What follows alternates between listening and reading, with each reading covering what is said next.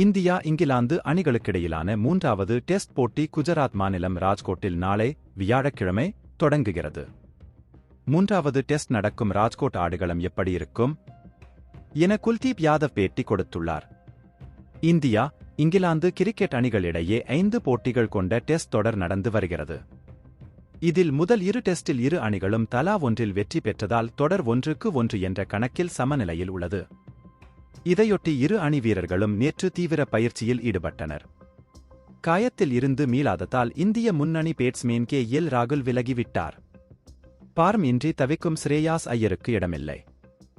இதனால் மூன்றாவது டெஸ்டில் விக்கெட் கீப்பர் துருவ் ஜூரெல் மற்றும் சர்பராஸ் கான் ஆகியோர் அறிமுக வீரர்களாக இடம் பெறுவார்கள் என்று எதிர்பார்க்கப்படுகிறது.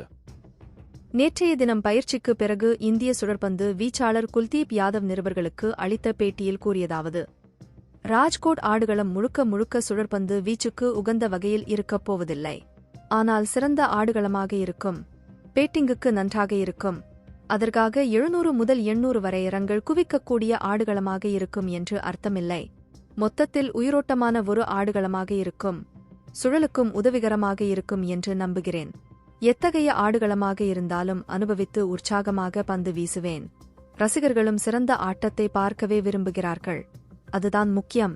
தசைப்பிடிப்பால் கடந்த டெஸ்டில் ஆடாத ஆல்ரவுண்டர் ரவீந்திர ஜடேஜா பயிற்சியில் ஈடுபட்டுள்ளார். அதனால் மூன்றாவது டெஸ்டில் அவர் விளையாடுவார் என்று நினைக்கிறேன்.